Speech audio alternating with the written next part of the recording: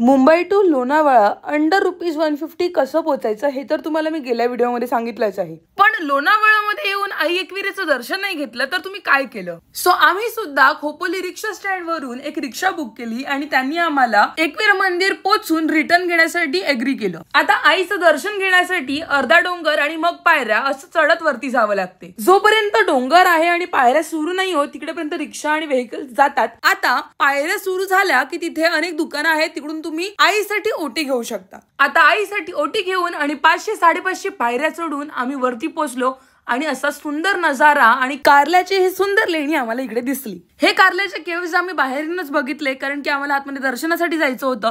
If you want तुम्ही तिकडचे ticket घेऊन आतमध्ये जाऊ शकता। आतमध्ये आम्ही दर्शनासाठी गेलो आणि फार सुंदर असं आमचं दर्शन झालं। आतमध्ये कॅमेराज अलाउड नसल्यामुळे मी ते कॅप्चर करू शकले नाहीये, but you should definitely go visit here. आणि आता पितृपक्ष सुरू असल्यामुळे बिलकुलही गर्दी नाहीये, खूप सुंदर दर्शन होते। आय वुड रेकमेंड की तुम्ही अशाच टायमात तिथे जा जेणेकरून तुमचं चांगलं दर्शन होईल। आता डोंगरावरून खाली उतरताना हे मला गार्डियन बेल्स दिसले, जे की आपण कोणालाही गिफ्ट केलं तर त्या माणसासाठी खूप लकी असतात। सो ते मी एक घेतलं आणि कैरी सुद्धा खाली। शिवाय तुम्हाला तुमच्या घरच्या मंदिरात जर आपल्याला आई माऊलीचं दर्शन घ्यायचं असेल तर हिकडची मूर्ती किंवा फोटो तुम्ही घेऊन जाऊ शकता। मंदिरातूनच आपल्या एकवीर आईचे छायाचित्र काढून हे आपल्यासाठी सेलला ठेवले आहेत। घरी जाताना मात्र इथून तुम्ही कंदी पेढे, पेरू हे सगळंही नेऊ शकता। बट खरंच तेव्हाच्या काळात बुद्धिस्ट मॉन्क्सनी हे कन्स्ट्रक्ट केलेले कारला केव्स खरंच बघण्यासारखे आहेत। यावरचं केलेलं कोरीव काम अगदी सुंदर, बारीक आणि सुबक आहे। अनफॉर्च्युनेटली आम्ही ते मिस केलं, but I am going to come back here again. आणि लोणावळ्यामध्ये अजून तुम्ही काय करू शकता हे जाणून घेण्यासाठी फॉलो करा।